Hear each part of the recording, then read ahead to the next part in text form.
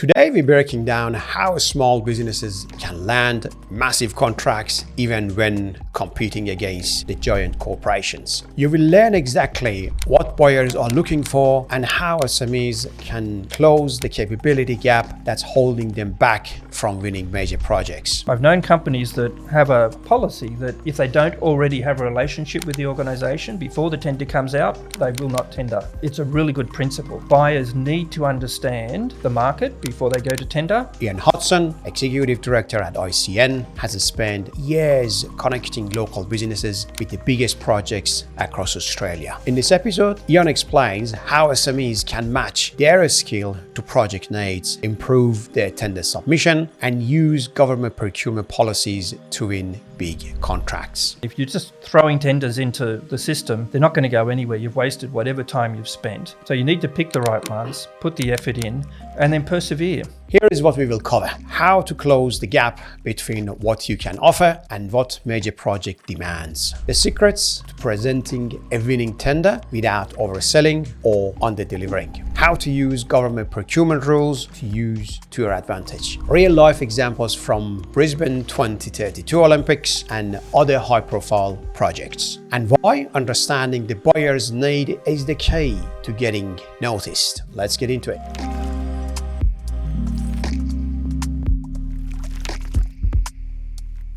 Good morning, Ian. Welcome to our industry podcast, Beyond the Plan. It's great to have you here today. Okay, tell us a bit more about yourself. Who is Ian Hudson and why people should listen to you? Well, I can't really think of a good reason, but my name's Ian Hudson. I'm the Executive Director of ICN, Industry Capability Network. Yeah. I've been with the company about 15 years. Okay. And started in an Aboriginal business role. Right. And then moved into agri-food, which was something a bit different to the norm, and then moved into one of our regions, which was the central west of New South Wales. And so I had about 3 years there working in the region, really understanding what ICN's role in a regional sense, which is different to a city. And then some time ago became executive director. Awesome. And so now looking after our future and where we go and how we progress, how we improve. Absolutely. So today we're going to talk about connecting capability, how local businesses win big in major projects. And I believe this is what ICN is all about, the platform that you have got. So if you please open that up a little bit, what ICN basically does, how it works, and then we dive into the topic that you have chosen to talk about it today. Okay. Well, our main focus is bringing buyers and suppliers together. Yeah. So, and the purpose of that is so that we can add to employment and economic development. Sure. So it's a role in New South Wales. We're funded by the New South Wales government, and there's a similar or a different model in each state. We all work together, and so bringing buyers and suppliers together, we get involved in the projects, understand what the requirements are, and then what we're doing after that is trying to find the suppliers that can be part of the supply chain for that project. Now, we have people in New South Wales, we have people based in certain parts of the state, in all the regional areas. We've got 5 outside of Sydney, and then we have other, obviously, people around the country, and they know the local market, they know the industry, the community, etc. They have good connections with other organisations, like associations that have a broad network of organisations as part of their membership. And then on top of that, we have Gateway, which is an online tool. And on that, companies go there, they create a profile about their company. I call it a capability profile, because the point is to talk about what they do, and then we also publish the opportunities on there. So we might work on a project like Yanco Delta Energy Farm, and so we'll put that project up, we'll list all the work packages that are required for that project, and then companies that have a profile can go and put in a very simple expression of interest. Awesome. So hopefully at the end of conversation today, all the SMEs and anybody who's trying to win some more business from, government agencies and also tier 1 contractors will learn something from this. This is our promise to our audience, isn't it? I hope so. Great. Awesome. Let's dive into the The first thing that we have got here, the capability gap, what major buyers look for versus what SMEs usually present. I understand that like coming from like procurement, have done procurement myself for the state government and also Commonwealth agencies, and also the consultancy that we're running doing project management as well. It is interesting when you see like the different expression of interest or in like different stage of the procurement. Sometimes you see that winner when you in a tender assessment committee, when you see that, oh yeah, look, these guys are looking very well. They have presented themselves well. But I understand this is going to be a lot of area to be covered under that one. So tell us about that. Yeah, so I think the fundamental part is when you talk about a capability gap, there is this gap between a major project, which might be hundreds of millions or billions of dollars, versus an SME that is at the most turning over $200 million, so 1 to 200 employees. So how does the SME get involved in those major projects? So if you're a traffic controller, that's not a problem. It's made up of lots of smaller SMEs as a whole. And so traffic controllers can be put on, put off. It's no big deal to manage them, just be here on a day and they do the work. But when it comes down to maybe the trades of electricals, plumbing, etc., the major project has a lot of those things to be done. And if you can put yourself in the mind of the project manager, he wants to make things as easy to manage, and that comes from having a large supplier. So it's not always for an SME to be in that position, but sometimes it can be. So you've got to keep your eye open and stay open for the right opportunities. So I think the first part of it is size and experience and picking your mark. So I'll just write that down here. Sure. So pick your mark. You need to know the market. You need to know the suppliers and the projects and what the requirements are. And then you need to know your own business, and where those two intersect is the place to be targeting. To think that, you know, I won't exaggerate too much with one-man band, but you might be a 10-man band and you think you can provide, major plumbing works for Sydney Metro. It's not going to happen. You need to be in the right place. Absolutely. Yep. And so that's one gap. But then the other one is, as you were alluding to, Ali, when people present themselves, are they hitting the mark, or are they just writing words on paper, which is what they want to hear for themselves maybe? You've got to put yourself into the mind of the buyer and think about what they're looking for. And I know the tender documentation can be very long and can take a lot of work to go through that and understand it. But there are some gems in there. Some of it is just the usual brought out every time. Of course. Some of it a bit archaic from time to time. But you've got to find in that what is being asked for. And then firstly, does your business match that? If not, can you match it? And then if it does and you can match it, then that's when you put your tender in. So you've got to have a very clear understanding what's needed, and then express your business in the way that is going to be palatable and stand out for the project manager. Sure. So you've got to understand all the pre-qualification. Now, don't take a tender today and think you can then have all the pre-qualification for that tender. You've got to think, well, I see lots of tenders and I see, for example, ISO 9001 is in almost all of those. So maybe I should get ISO 9001. I'm not plugging that with anybody, but it's something to consider. Of course. So if you see recurring themes in tenders, and you should be a tender watcher, so you get a feel for what's being asked at the moment. And especially with government tenders, you'll see trends. You'll see, more often people are asking about Aboriginal content. So do I have any Aboriginal employees? Well, next time I'm hiring, I better put a bit more effort into finding some Aboriginal employees and get those into my workforce. Absolutely. So understand not just Aboriginal business, but things then like safety. So that's what I was going to say. I mean, In majority of the tender documents these days, we see that because our clients and they would like to understand anybody or any organization that comes to work with them. They have got the same level of WHS requirement that they have signed up for, and they basically holding themselves accountable to that. They don't want to have a trade or sub come to the site and mess the things up, and at the end of the day it would be their name and their logo and their reputation on the question. And that's why they really go hard in filtering any of the businesses that they do not necessarily have those requirements. So that's a great point here, and that when we see a trend or we see that 9001 or WHS or environmental, for example, on environmental ISO, not necessarily ISOs, but whatever is required in there, it is something that it's like part of a legwork of the job. It needs to be done.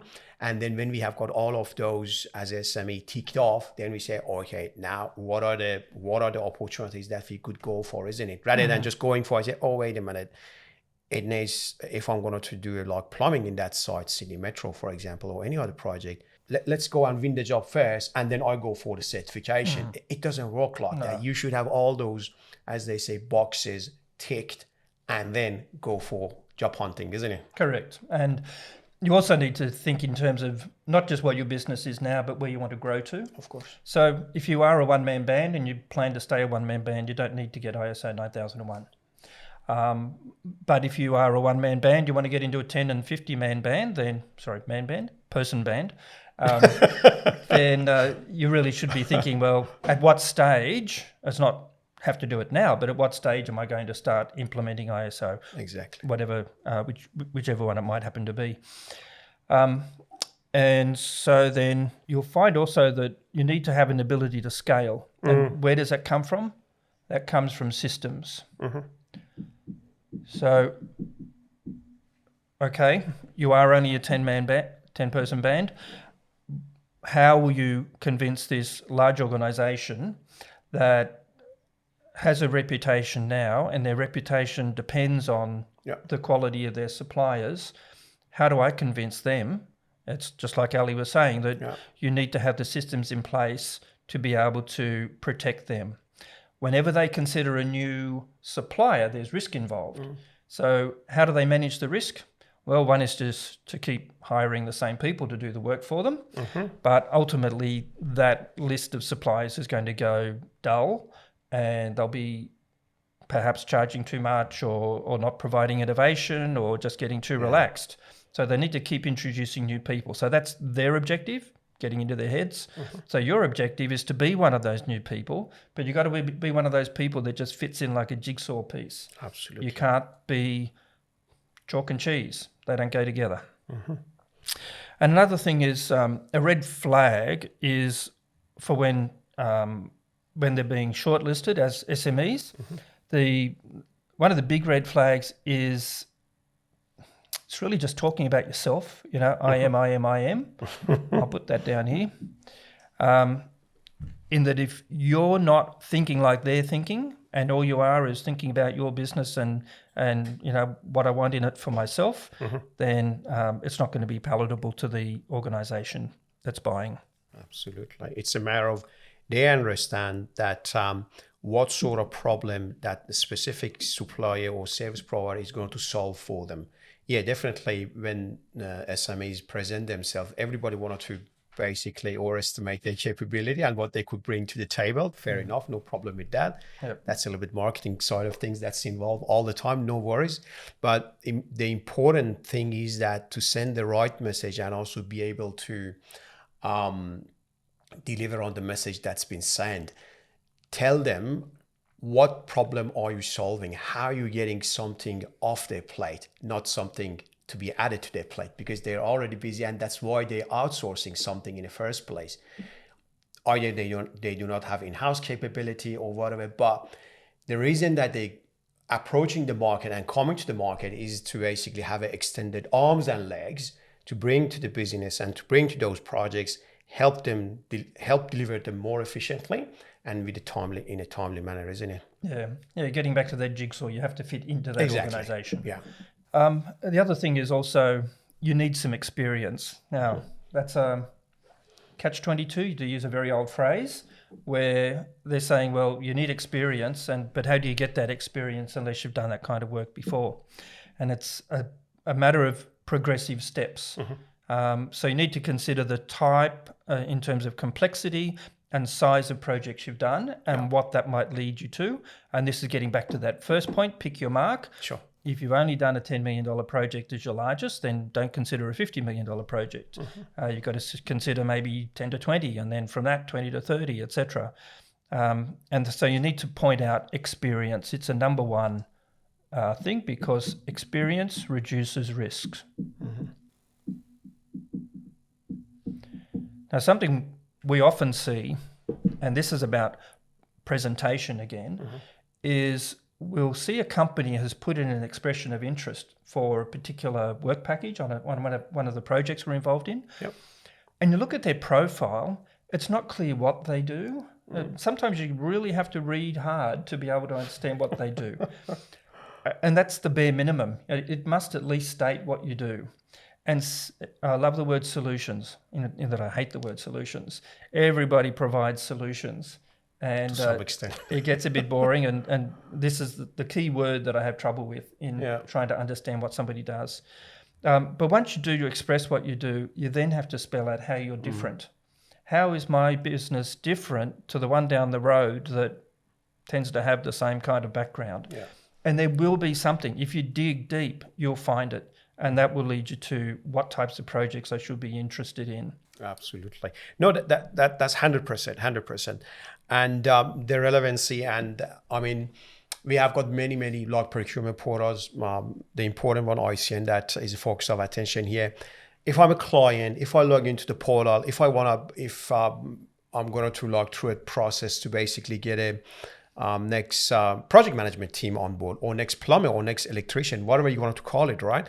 The first thing and the first impression, that's always what's important, isn't it? So if I'm going through a profile, number one, and it's, as you say, it's too hard to understand what these guys, I mean, I ask myself, why even they have bothered to really submit the expression of interest for this, or even on the paper or in a simple form, I cannot understand what they're doing.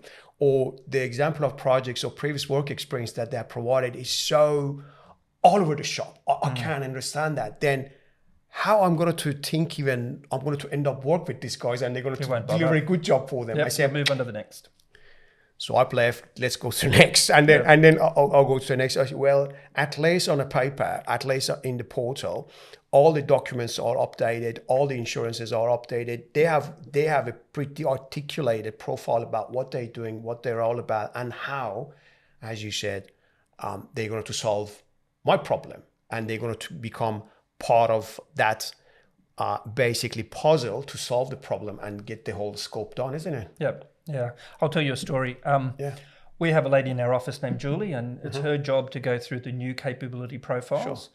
And many people have created a profile with virtually nothing in it and then submitted an EOI. What's the point? Like, we're going to send that information through to the buyer, and then the buyer's, well, you won't waste any time. Yeah, the buyer won't have any interest at all in a company that can't even provide enough words to say what they actually do. So her job is to bring people up to having a complete profile, and that's only the baseline. You know, once you have a complete profile, that's great, but then you need to be very clear and differentiate your company in what you're saying. Exactly. No, great. Let's move to the next one, building local advantage. How Australian business can compete and win jobs. What that one is all about. Yeah, so one important frame of mind that I'd like to promote is you need to consider yourself as an exporter. Even if you could never export or transport your business overseas to do work there. We are all living on a global stage these days, so you need to be able to at least know where you are in relation to the rest of the world. So if you say, well, could I export? If the answer is a very quick no, then you probably need to work on your business, because even though you're not exporting, those companies overseas that you might be competing with overseas, well, they're exporting to Australia. So that's where the football field is. That's where you are. You're on a global scale, and you need to be able to have the right frame of mind to have your business targeted in the right way. People very quickly go and say, well, Australian companies, they can't compete on price. Well, that might be the case. We have safety. Many companies from overseas don't have the safety requirements that we do. That comes at a cost. If you want ISO 9001 or any of the other ISOs, they come at a cost. They come at an initial cost and then an ongoing cost to maintain it and to be adherent to your policies. So these things do come at an additional cost. So what can you do to offset that? Obviously, the differences in safety need to be taken into account, but often they're not because it's so difficult when somebody's overseas. But one thing you can do, of course, is look at efficiency. Now, it's easy to say that, I know, but you need to constantly be looking at efficiency. And one great way to do that is measure waste. How much did we waste on that job? Not just in materials, but also in labour. How often do we have downtime? And a good accounting system will help you to do that. I came from a manufacturing background from years back, and we measured everything. And I know it's a lot harder on a building site, but start measuring, because if you can measure it, then you can see change. You can bring about change and know whether something worked or didn't work. But if you're not measuring it, you're just living in great hope that you'll be cheap enough. 100%. Doesn't mean you have to give it away. You can keep it as profit until you need to give it away to get that next job. But efficiency is something that we all need to focus on. So you got to look at your waste. Things like lean are great for manufacturing, but also has a wonderful benefit in construction as well. And then the other thing is variable cost versus fixed cost. This is, we could probably spend an hour on that, but that's what I was thinking. That's really a segment for itself, that regardless that businesses are doing something, are doing a lot of like ongoing work, or they're not, there are some like fixed costs that they have. Sometimes they call it like overhead or cost of doing business, like offices, like the cost of personnel. If they're busy on a billable job or they're not, they still have to pay for them. Or they are like independent contractor and they could let them go. But there are some fixed costs that they're there anyway. That's a cost of doing business. If they're doing something or if they're delivering some project, great. That would be recovered through the pricing and the charge-out rate or whatever the mechanism of the invoicing their clients, it comes through that. But if they have got no work, that's not going to stop. The rent for the place that we run our businesses from is going to be there. The insurance's cost is going to be there. And many other things that are fixed costs. So I'll let you run through that, please. If I can just try and maybe simplify it a bit. If you look at, if you have a high capital cost, in that you have a lot of equipment, then you need to keep that equipment going because that's how you make money. If the equipment is not working, then it's sitting there and you're paying for it, just like you were saying earlier.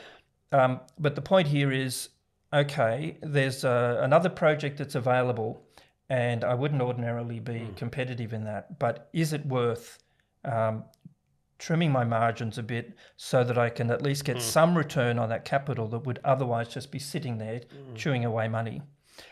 So that's the point there. So in some businesses, it makes sense to go for some of that marginal work, especially if it's strategically right, if it's getting you into new markets. In others, it makes no sense. So if you've got a high variable cost as a proportion of your total costs, then things can go up and down with your volume.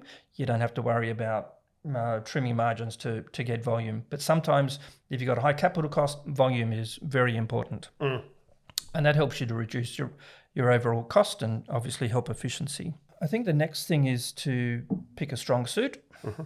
So, sorry, that's the second time I've said that, but I said up here, pick your mark. It's the same sort of thing. Know your strong suit, know what you're good at, and then get good at it, get better at it, because you can focus on it, you can invest, you can have the right skills, and that'll help you to do the right work and to gradually get better. And then, Microsoft might be a good example. Yeah. They have focused on their software, and they I'm going back too far here, but they came up with Excel. It was so much better than what else was out there at the time, and they kept on enhancing it, and so they've kept their place. But it's not the best of examples. But if you focus on what you're doing and constantly review, how can I do this better? Then you'll get better. 100%. And I think the message, Ian, here is that try to avoid being jack of all trades. Just focus on what's your niche, what's the best capability that you're really good at, and build up on that. That one capability would be really good to get enough more than business, really, rather than trying to present yourself to a client that, hey, look, you want to do this? I can do that. You want to do that? I can do that. Or if they have, the way that I have seen like that ICN work packages are structured, you go for all packages, but when they look at your profile, you are such a small player. And the first thing that, comes like to client, oh, wait a minute, they are, well, as you said, one-man band or one-woman band, I should say, if you wanted to have the equal thing in here. How they have even submitted expression of interest for all of these packages. But if I go hard on one good capability that I'm really good at, and if I'm basically called upon to come and do the job, I really could do that one job the best way possible. That's the recipe for success. Otherwise, being jack of all trade is not going to cut it, does it? Yeah, it's okay when you have to do it, but once you have a little bit of volume, you can start to be a specialist to a certain extent. Now, the other part of building on your local advantage is to know your customers. Oh, yes. Now, when it comes to tendering, I've known companies that have a policy that if they don't already have a relationship with the organisation before the tender comes out, it's off. They will not tender. And I know that's a bit extreme and probably can't be said for every particular tender, but it's a really good principle. You need to have a relationship. If you think government probity prevents that from happening, it's not true. The buyers need to understand the market before they go to tender. They are free to discuss with you your business and what you can offer, and then they'll go to tender from there. So once the tender comes out, okay, probity is very strong, you can't have any further discussions.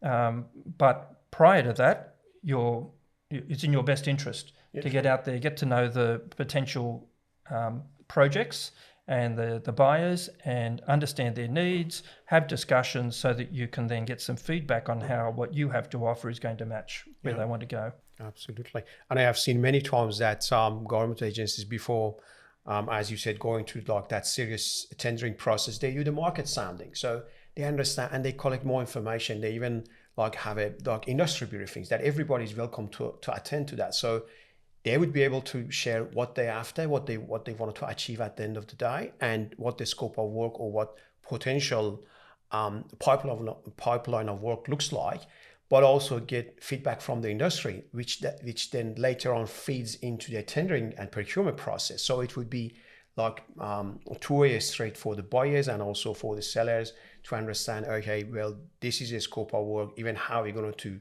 cut it, slice it, and dice it, because they get a good feedback from the market about the existing capability. If they release such a big chunk of work, are there enough big suppliers or big like tier one companies that they would be able to do that? Or no, if the market is saturated, if everybody is busy with something, maybe that's a good idea to split that bigger scope of work to like two more smaller manageable scope of work and then have two tender for it. But then the outcome would be that the delivery would be much more smoothed and the concentration of resources would be basically less. So they would be able to manage that two separate scope of work much more effectively rather than, and this all happens in these briefings and in these market sounding exercises, doesn't it? Yep.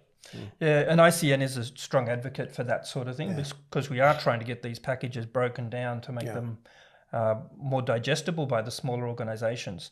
And people think, well, that's going to cost me more, but probably not. What is probably going to happen, and I see this in the regional areas, the project will hire somebody in Sydney who then just simply subcontracts to the regional area and maybe to several contractors. So of course, the person sitting on the machine is the one making the least money.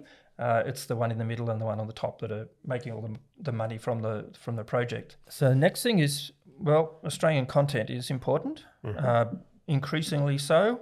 So that's a picture of a kangaroo. If you are using, and that's a green one, isn't it? Content, green kangaroo. Okay. Then make sure you're using that as a lever in what you're doing. Of course.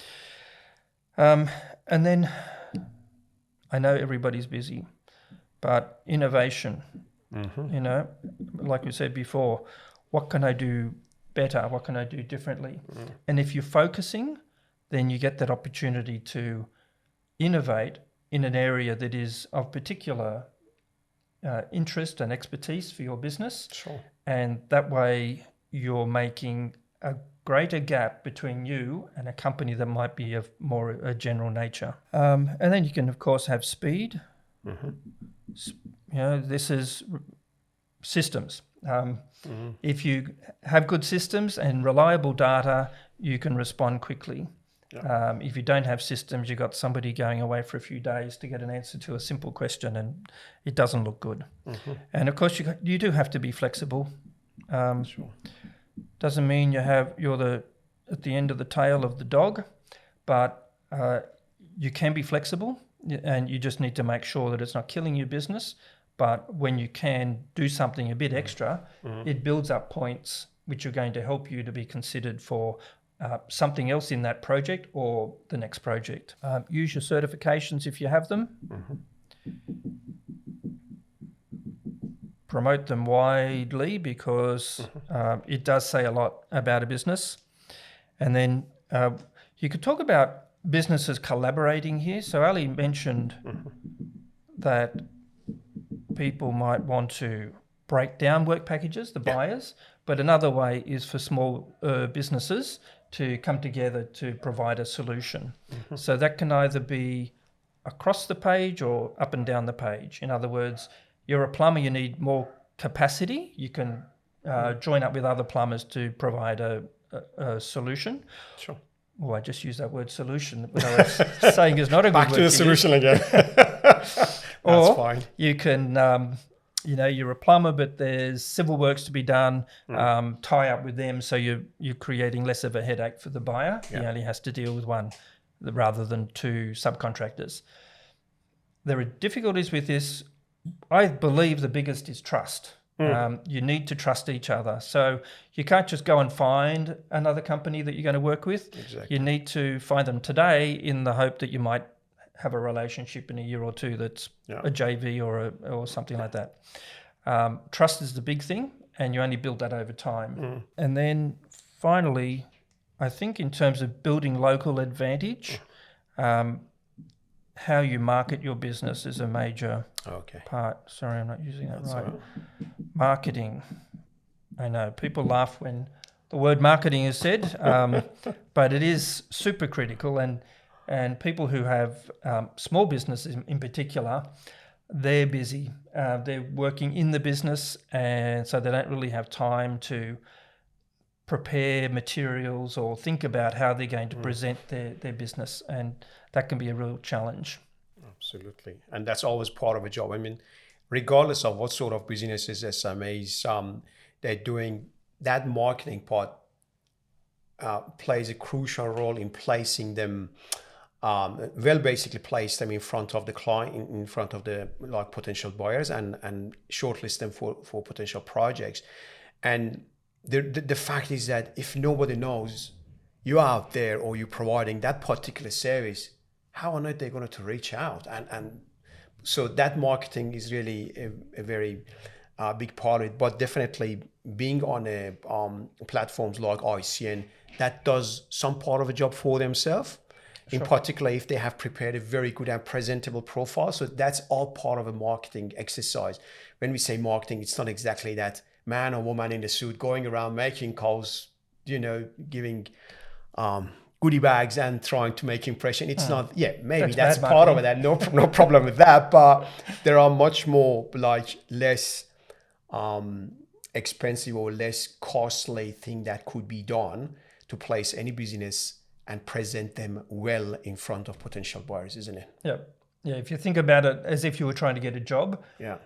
If you scribbled a few words down on a page and put that in front of a potential recruiter, they'd have no interest in you whatsoever. Yeah. You need to think about who you are, what's different about you, what's different about what you're targeting, and then make the two match as best you can and present that way. So that's all it is. Finding out what people want and then giving it to them. Absolutely. And in all my conversation with, people that come to myself like getting like career advice, I exactly tell them the same thing, that imagine that you are sitting on the other side of the table in a seat of a like hiring manager, all right?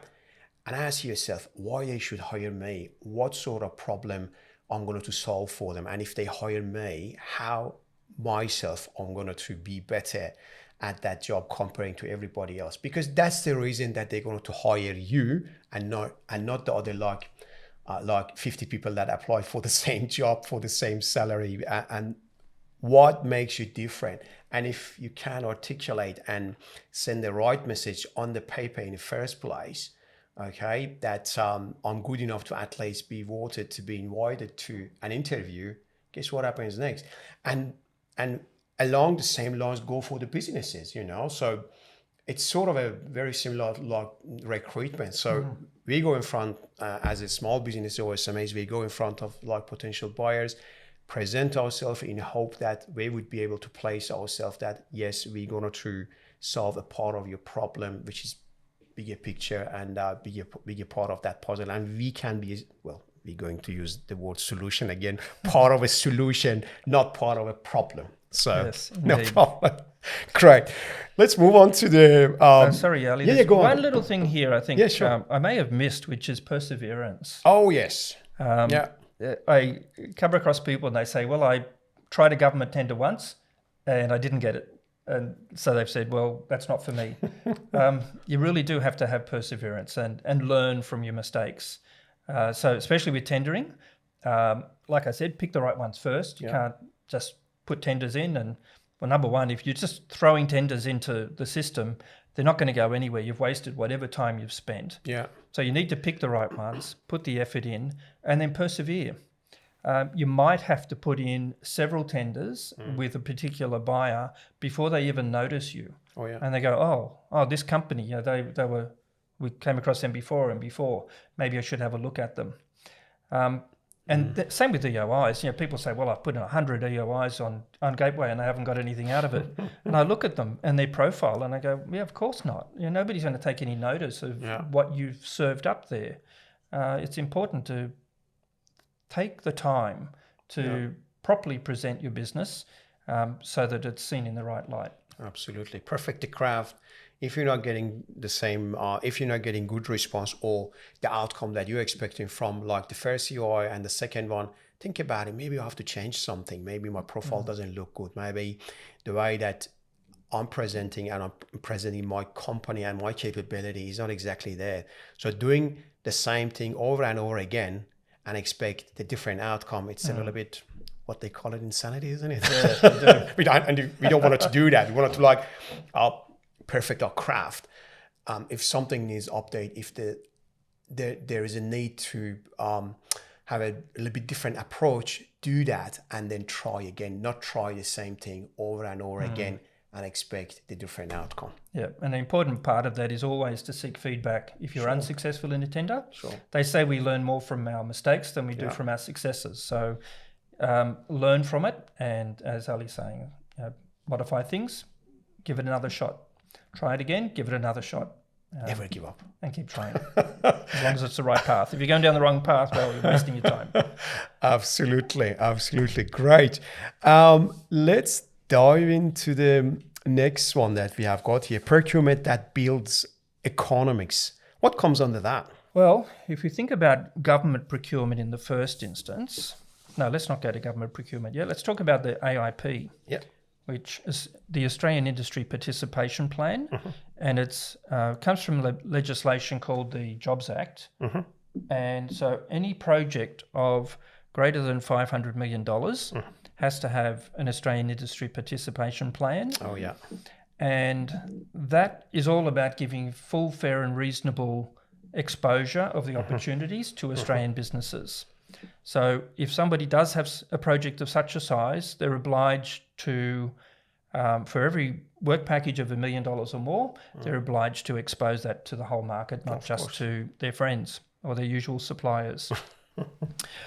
Now, you may not be in the league of getting a $10 million contract, but to know that the AIP exists is important because those requirements do apply to the subcontract tier, but there will be some things that trickle down through the tiers as well. So if you're aware it's an AIPP, you can have a look at the plan on a summary of the plan on the website, in the federal government website, and that'll give you some idea of where the project's going with regards to local participation.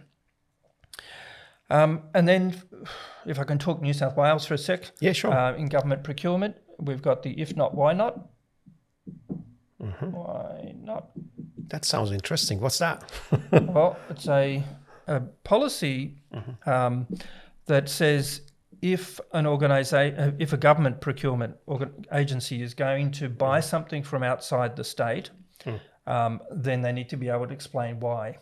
And this came out of an inquiry that occurred in New South Wales Parliament, where they were looking at social procurement, and they found that government agencies were buying without any prejudice whatsoever towards their own state. And Ali and I were talking earlier about certain procurement where other states might say, well, you must have a site in our state, Sure. And we're going to buy from you and if you're in our state. In New South Wales, it's a bit different.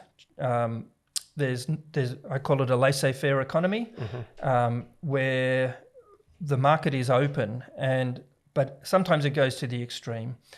Why buy something from interstate if the same product is available here and there's really not much difference? Yeah. So I'm not necessarily advocating for a percentage bias towards New South Wales organisations. I have a view on that, and it's a personal one, that it tends to make companies a bit fat. Yeah.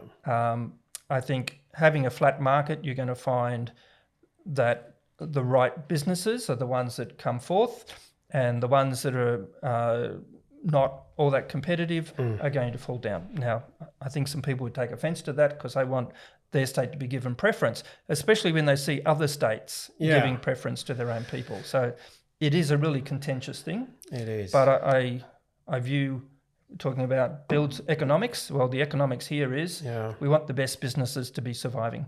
Now, what I do advocate for is to make it a level playing field, in that if a product is coming from or a service is coming from another state or overseas, then payroll tax, for example, is not being paid on the employees that are going to be employed in New South Wales because there are none. So I think that should be taken into account, just as one thing. But also, it just makes sense that if you employ people locally, things are going to be a bit more efficient. For the environment, there's fewer carbon miles to be taken into account, and it works out better. So this is a government agency has bought something from overseas. They need to be, or from another state. They need to be able to explain why. Yeah. And it's nothing like the things in the other states, but it is a good start, and it shows intent. And that's all they need. The procurement people needed to know that it's okay to buy from New South Wales. Yeah. And if it's 1 cent more, well, that's okay. It's okay. Yeah.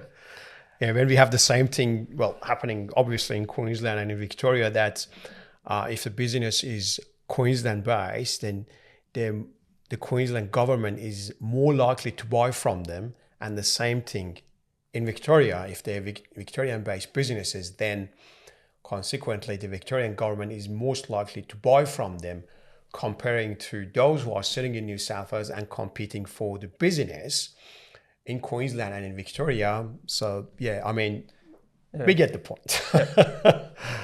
So this is the current policy in New South Wales, but there's a Jobs Commissioner coming up. And that will be about making sure that organisations follow the rules. I haven't seen the legislation yet. It's not yet been published. Hasn't been approved, therefore. And it'll probably, from what I hear, it'll come out sometime in the next 12 months. And that will be providing more support for local New South Wales businesses so that you're not competing against dodgy businesses and therefore being disadvantaged. Yeah. So they'll be caught up with, and that means it's a level playing field, and somebody that's not following the rules and just giving lip service to all the requirements that are in government contracts, they will be caught up with, and those who do follow it will be rewarded with more work. And then the other thing is, again, it's related to state government procurement, but they're similar in each state. In New South Wales, we have SME plans that are part of tenders of greater than 9 million, I believe.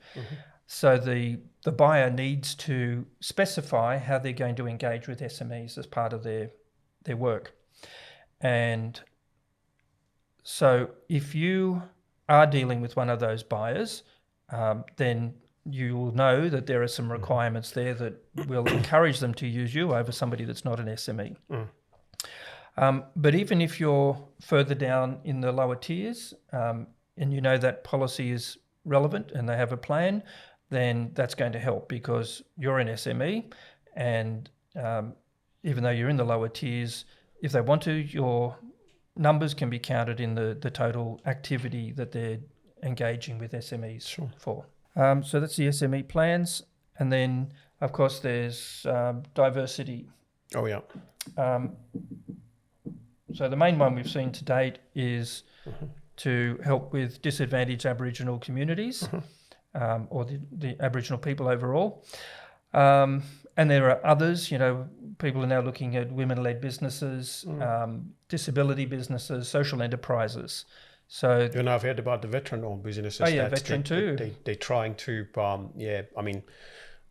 get the same sort of treatment, very similar to like Indigenous businesses as well. And obviously each of these businesses are contributing a lot, and having probably the same policy for them also will help a lot in getting them off the ground. I saw some research that was done by who was it? To do the Gallup poll. Whoever it is. Anyway, only yesterday, believe it or not. And it was saying that people from a disadvantaged background find it more difficult to be included in an organisation, than in a work organisation, than those who don't. So Aboriginal people, for example, who may have come from a disadvantaged background. Of course. Okay, you can support Aboriginal businesses, but firstly you need to recognise that some of them, potentially a large proportion of them, have come from a disadvantaged background, and that's the issue. It's not the fact that they're Aboriginal, it's the fact that they've come from a disadvantaged background. And then other people that might come from lower socioeconomic groups. That is the biggest thing in diversity. So it was not just that research, but other similar studies have been done, and they find that disadvantage in terms of socioeconomic indicators is the biggest issue. And yes, it might be associated with other underrepresented groups, but the big one is that. So if you don't hit that, doesn't matter how many Aboriginal people or people from disadvantaged backgrounds you get in, you've got to hit the social exclusion in the first place. Of course. The disadvantaged background. Now, that's a bit on, most of that is government, but AIPP is obviously not necessarily government, but it often is. Then on top of that, you've got the understanding procurement. So through government procurement especially, but through private organisations, people look for things other than just getting the project completed on time and to budget. There are other things that they can do through spending those dollars. And government seems to understand this better than anybody, and they do benefit from the effect more than anybody. But they recognise diversity is that the more people that are economically disadvantaged, the greater the cost in dollars, but also in social benefit that there is. So they're trying to find other ways of using their dollar to get benefit for the economy. And so they have these rules, procurement rules.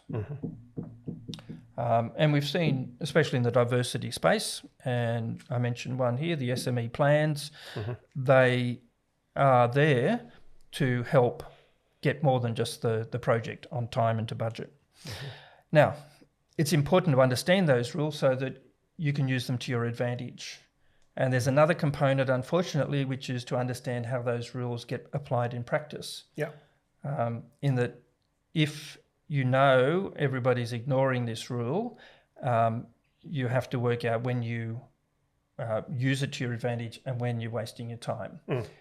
You might have to use other ways of getting into an organisation if you know that the rules apply but they're not relevant. And the other way, of course, to build is through collaboration. Oh, sure. So I've seen this especially in the First Nations area, where a large company and a small company have joined forces, the small one being from First Nations background. And the First Nations business has gained from being associated with that large company. Sometimes it's black cladding, not always. And so the Aboriginal business learns the systems, the processes, and some of these things we're talking up here about systems and experience, understanding their business by being associated with this large organisation. So collaboration works very much in building the economics for SMEs. That is good. So if you're done with this part, I mean, definitely if you wanted to open it up on more details and next level, each of these I'm saying it's going to be a very big conversation for itself, but just highlighting what's important and like the bullet points that we have got here is really bringing a lot of attention to what's important and where the SMEs, can find like the proper ways to get engaged with like more bigger organization or more like relevant tender opportunities from the government agencies where they have got policies that they necessarily have to, depends on the size of a project or size of that tender that goes out, certain percentage needs to go to the Aboriginal business. So that's a must. Nobody can do anything about it. So they need to have it. And if they know that they have got that and the size of a project is that much, so they are more likely to be like successful because there is a policy in there that enforces that this certain percentage of the contract needs to go to like this type of a businesses, and they could go from there. Great, awesome. And we might include Aboriginal employment there as well. Yeah, of course, which we see that on some of the projects they should have a plan for it basically, and also the metrics and the KPIs that how basically they are achieving that. One of our recent projects and clients that we're working with is basically Homes New South Wales, and in each of the projects that they're letting out, they have got a division that prepare reporting for it, that how that those metrics are coming together and how far they are from like reaching the targets and KPIs, and they're reporting that on those metrics precisely as well. Yep, and ESG is another one which we haven't touched on. ESG is coming in terms of SMEs, but the large proponents are already needing to report on their ESG performance. And it's a bit of this having a growth mindset. I'm not a large organisation at this stage, so I don't have to report on my ESG, but let's get ready for it. Let's start putting the systems in place so at least I know where my baseline is. And the same with diversity. I can make a difference. I can differentiate my business based on diversity, and that's going to help the buyer because they're the ones with the diversity targets. I can collaborate with other organisations to develop my skills. So I have this growth mindset so that you're always thinking, well, I'm here now, but where do I want to get to? And what sort of things should I be putting in place today to perform in the future? And unfortunately, it's not about just doing the job better. There's more and more it's about all these other things that people would rather not even consider because, we're a carpenter. I became a carpenter because I like working with wood. Well, there's no wood in front of us here. It's all other stuff. So unfortunately, you need to get good at it if you want to start growing your business in this sort of realm. That is true. No worries at all. Are we pretty much done with this section, or you think we could elaborate a bit more on that, or we can move to the let's move on next to section? The next one, I'm really excited about that one. Lessons from ICN project. And who better to talk about this stuff rather than ICN CEO? So tell us. Yeah, we have a bit of a bird's eye view of projects. So we see a lot of things happening. One is that too often we get a call towards the end of the project saying, quick, give me some Aboriginal businesses because we haven't met our target and we need a lot. And of course that's costly and inefficient and causes a lot of problems, more than it's worth. So a bit of this stuff, you've got to include the requirements in your business. So that's one lesson. If you have requirements in the contract, make sure you're trying to comply with all of them right from the beginning. Another one which we have recently acknowledged in southwestern New South Wales is that people sign contracts without really understanding them. And we're not talking the tier ones here, of course, but SMEs, some are better than others, of course, but it's important to understand the contracts and all the requirements in that because you can be held to account. You won't always necessarily, but you have to assume you're going to be because it is hell once they start coming after you because you haven't met the contract requirements. It's very costly, very distracting, everything to try and pedal quickly to get there. I haven't written anything down, have I? So the first one was diversity requirements, or contract requirements really. Then contract requirements, we've seen people not properly read the contracts and then be held to account. The other is cash flow forecasting. In that it's great to win a large project, especially if it's larger than the last one you did, but that's going to require less cash. So you're still going to have to pay your employees for this project on a weekly basis if that's what you do, but you're not going to get the cash for 60 to 90 days. So you really need to look at that before you get in too deep, organise finance in advance if that's part of it, or simply be aware that you could have a problem. And then you have to stress test your finances. What if the payment is another 30 days late? What's that going to impact on my business? That's from a supplier perspective. Good things we've seen done by project owners, we've already touched on a bit. One was split the work packages. Yes. We've seen some great examples. HumeLink East and HumeLink West is one where a project has been split into two. We also saw it on the Sydney Metro, Western Sydney, where the tunnel was split into three sections. I wouldn't want the middle one. And other ones where they've been broken down. Well, if it can be done at that level, at the major project's size, then it makes sense to break them down at the lower level too. And we've seen some great examples. Energy Connect in the Southwest was a great one, where different contractors were hired for different places along the transmission line. So that was the transmission line from South Australia to Wagga. And so they had a set of contractors for different positions, and that worked so much better for the local industry because you have to assume when you're in a regional area, the businesses aren't going to be massive as a rule. You're dealing with smaller businesses generally, and therefore you need to shape the packages around that. And we've seen that happen really well in this case.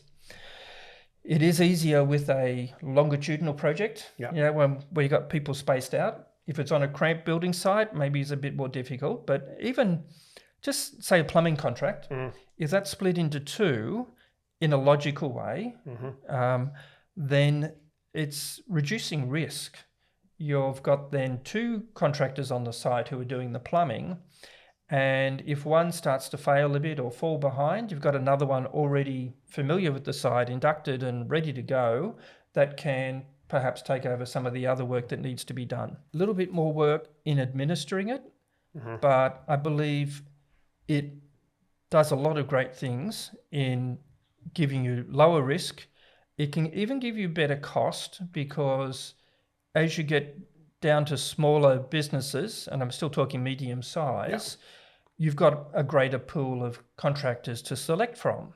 So the greater the competition, presumably, the less the price. And so there's an opportunity to keep the cost down by splitting the work, and at the same time lower your risk. But to the cost of a little bit more administration. So that we've seen that work really well. Also, well, this is probably in manufacturing more so, but with the Future Fleet program, which is about making trains in New South Wales again, we've seen that taken on as a 30-year project. So trains last for about 30 years, apparently. I'm no expert. And so they're looking at how do we build the industry up so that it's consistently providing trains over the next 30 years, rather than we're going to buy a whole set of trains now to replace the Tangaras, then in 10 years we're going to buy a whole set of trains to replace the Waratahs, because you can't manage this up and down in an industrial environment with big lulls, without great cost and inconvenience and headache.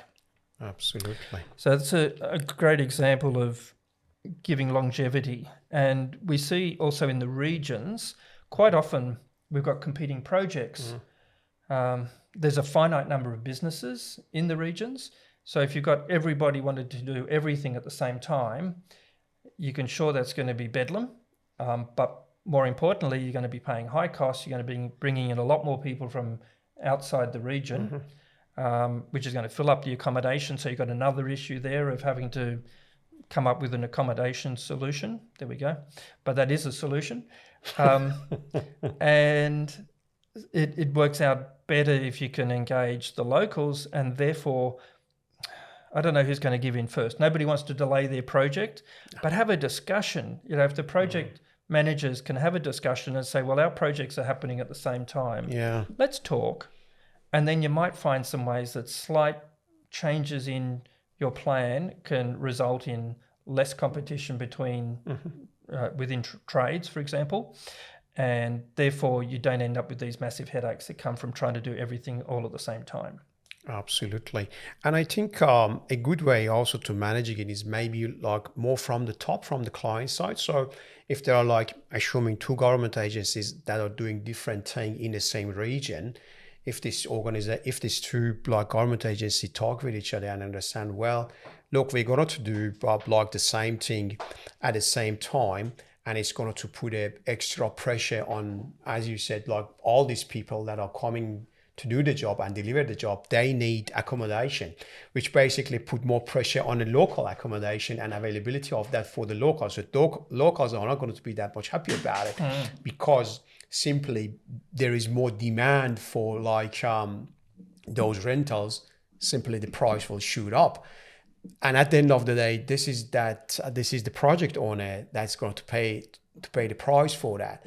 Or if it is a tier 1 contractor that they're going to house their people, all of them at the same time, it is going to create a little bit chaos, which is not going to definitely reflect very well on the outcome that they're looking for the project. So really timing these things is really the essence to get it right and make sure that, as you said, the capacity and capability in regional areas could be saturated, and service providers based in regional New South Wales or any of the regional in the other states, they could be overloaded and overworked very quickly. They maybe do not have that much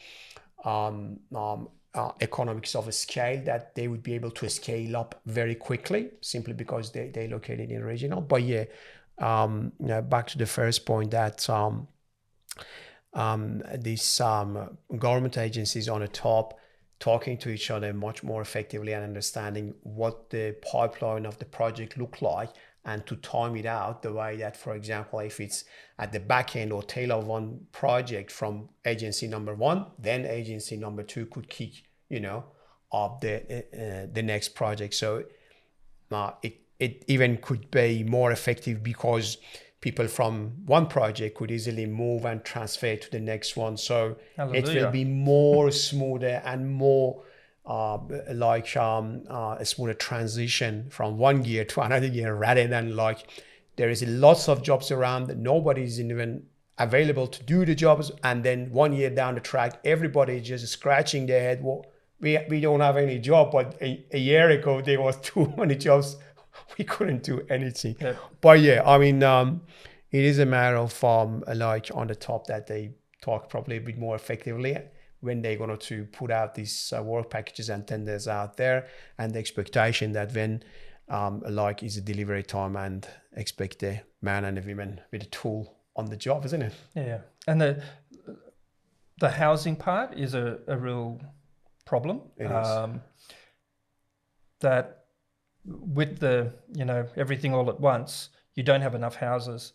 But who's going to build a house to satisfy that demand if in 2 or 3 years' time it won't be needed? Yeah. So by phasing the projects, people can see a consistent demand that's going to happen. They feel more confident. They'll make the investment. And of course, that happens with machinery as well. If somebody, a local, can see he's going to have work for a few years as opposed to high prices for a couple of years, they're going to be better able to justify the investment to themselves, of course, if they know they're going to be needing that equipment for a period of time. Great, very good. I'm sure we have got a lot of good lessons from ICN projects. Do you want to go more deeper on that, or we're pretty much good with that? I think in terms of projects, so I haven't put down here the phasing. Yes. And if somebody wants to see a list of projects, on our website we put out a list of all of the projects that are coming up. So it's effectively our own sales pipeline, if you can call it that. It's all of the projects that are of a reasonable size that ICN wants to get involved in. So if you go to the website, you'll be able to find a list of all the projects, and it's done by region. This is only for New South Wales, I think at this stage. And so somebody can have a look at that, look at the region, look at all the projects that are coming up, and then work out, well, that's my project there, but what about these other ones? And they can reach out to those other projects, or they can reach out to ICN. We'll try to facilitate a get-together so that people can talk and arrange things in an orderly way rather than bedlam. Absolutely, absolutely. Great. And we sing, and we are coming to the last one, but definitely not the least one, preparing for 2032 Olympics. God, there is lots of conversation about that. And the amount of job and the amount of project that's going to be released under that. But it's not only that, and for Queenslanders, surely other states are going to get the fair share of their contribution, because that's a big job. And Queenslanders definitely cannot do it on their own. I'm not going to rub you in the face, but that's what it is. It's a teamwork. We wanted to help. Okay, so let's dive into that. What goes on with that? Yeah, even if they wanted to, Queensland couldn't do it by themselves. Thanks for confirming. So they will be forced to go elsewhere, unfortunately for them. But it is a nation-building exercise, really. Indeed. There is so much to be done. Indeed. A lot in construction, and of course that's going to help everybody. Things are easing off a bit, I see, in New South Wales, and I'm not sure how the other states are going. I think the smaller states are still very strong and getting stronger just with their current work. But New South Wales in particular, things are easing off. There's a big opportunity coming up in Brisbane. Now, we have a project already on Gateway, which is not for the construction, but for everything else that's going to be required. And you could imagine there's 60 work packages currently, but there must be hundreds of things or thousands of things that are going to be required. And so Brisbane 2032 is using ICN Gateway as a tool for getting the word out and getting companies to put in expressions of interest for all of those many things that are needed. Now, the interesting thing is that of the current lot, many of them close in early 2026, like around about March. And the reason for that is there are so many contracts that need to be prepared and so many contracts that yeah. need to be signed and executed. So 2032 seems like it's a long way away, but it's not. There's just so much of a lump of paperwork to be done, if I can call it paperwork, that they just need to get into it now. They need to start qualifying the potential suppliers now, because there's so much then to be done, and it's about a bit like the project scenario, everything required all at the same time. And of course, we can't be late. Can't be supplying something after the date required because we just missed the opportunity. Of course. So that's one thing in terms of Gateway. Get onto Gateway. Yeah. The URL is brisbane2032.icn.org.au. And you'll see all of the current opportunities there. There will be more. So there will be scrolling or phasing through those with more and more opportunities for all types of businesses. So whether you're in construction or not, it's great to go and have a look at that. We hope to also have more in the construction space. There'll be stadiums, and I would normally insist on saying stadia, but it's a public thing, stadiums to be built and all those sorts of things. So there will be opportunities greater than, I believe, greater than what Queensland will be able to provide by themselves. Yeah. And so there will be plenty of opportunity as a place for new work coming up over the next few years. A thing with the Olympics, it's on the world stage. Yeah. So if you do have something and it's innovative or different, people are going to hear about it and globally. So I think that's something to keep in mind. It won't apply to everybody, but there's a great example of somebody who created a special cage for shot put that was better than other shot put cages. And the camera was always on the brand of the shot put manufacturer, the cage manufacturer. And so after the Olympics, I think it might have been in the French Olympics, there's been so much demand for that. And so that's just one example. It's a very obvious one, but I don't think they'll all be that obvious. But if you can get your product, especially products, into the 2032 Olympics, then it's a great opportunity, not just for the Olympics, but for lots of those other sporting events and things that happen around the country and around the world all the time. Absolutely. The marketing can't get better than that, can you? Exactly. Yeah.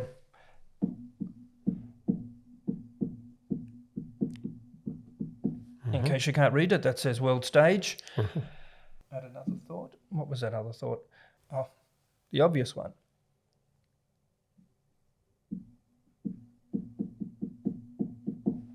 Oh, yeah. All of these things we've been talking about today are critical if you want to be part of the Brisbane 2032 Olympics. Your profile has to be spot on. It has to say what you do and how you're different to all the rest. You need the systems in place or certainly on the way. Yeah. You need to be able to scale up for the volume. You need to understand the customer and what their needs will be. So it's a great example of a very critical project with a very clear end date. And everybody has to be on their game, sorry for the pun, to be able to supply into that. But even if it half kills you, it'll be worth it because your business will lift as a result. So get all this stuff into place. So you're ready for the Olympics. Yeah.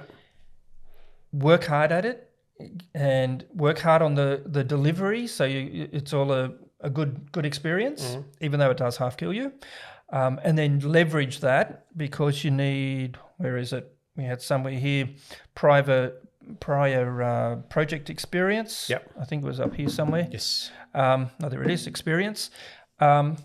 Because you need that. And having worked on the 2032 Olympics would be such a feather in your cap that it's going to open lots of doors thereafter. Absolutely. It can get really get better than that. As I was saying a bit earlier, it's really part of that marketing tool for any business if they would be able to deliver anything that they do successfully on that stage and relate to that project. So it could be really good previous work examples and previous work experience that, well, if they have been able to provide something and have a great impact on delivering that project, definitely it would be good enough for any other client to pick them up and use them again, because when they have been able to deliver on such a scale in whatever they do, the best that they do, surely it would be a very good like reason for any other client to, you know, at least talk to them, you know, and give them the opportunity. And I believe even, you know, build trust to some extent that, well, if they have been able to deliver based on those tied deadlines, surely they can do the same with our project and our requirement as well. So amazing. It's a bit like you were saying before, when people might tick every box or try to tick every box, even though they can't, they get laughed at by the buyers. Shouldn't have said that, but they do. But it's the opposite also, that if you tick all the good boxes and you do the job well, then you've got a case study right in front of you that you can then start putting out to others and getting the word out about your business. And you want to get the attention from the clients. Say, yeah, you have my attention now. Let's talk to these guys. Let's talk to these service providers. They really have presented themselves well on the paper. Now it's the time to, you know, ask them in and give them opportunity or invite them to something. No, great. It was really great conversation. I really enjoyed. I myself learned a lot, and we shared a lot with our audience. And I normally ask this question at the back end of the conversation, that if you have got any good book recommendation for our audience to have a look later on. I've got a couple of classics that I would recommend to everybody as part of their career. One is How to Win Friends and Influence People. And it's not just about hitting people over the head so they do what you want. It's about understanding their needs, a bit like what I said about marketing earlier. Understanding their needs so that you can, in return, respond appropriately. So, yes, it does apply to the individual, but if you can apply it to your business as a whole, it's a great book to read. Sure. The other one is very corny title, which is How to Win Friends, How I Raised Myself from Failure to Success in Selling. Yeah. Another old classic. It was probably, maybe even been written before I was born. But still applies. There's just so much good stuff in there. You don't have to take it literally. You can learn a lot from the principles in there that apply even to today. Actually, there's a third as well, which is getting things done, which is a great way of organising yourself and sort of delivering what really matters, as opposed to getting bogged down in the quagmire that we can sometimes. Great. They're my recommendations. Yeah, absolutely. Very good recommendation. I'm sure our audience will take their time. We'll check those out and see what those books are all about. We'll get a good read of that, and I appreciate the recommendation. Ian, it was really good to have you here today and going through all the conversation. And we have to do another session, I believe, really, to I'd love to. and bring you again and because project environment is really moving environment. It's not a static thing, and it goes a long way. So great. Thank you very much for coming here today, and a pleasure really to have you on the show. Thank you.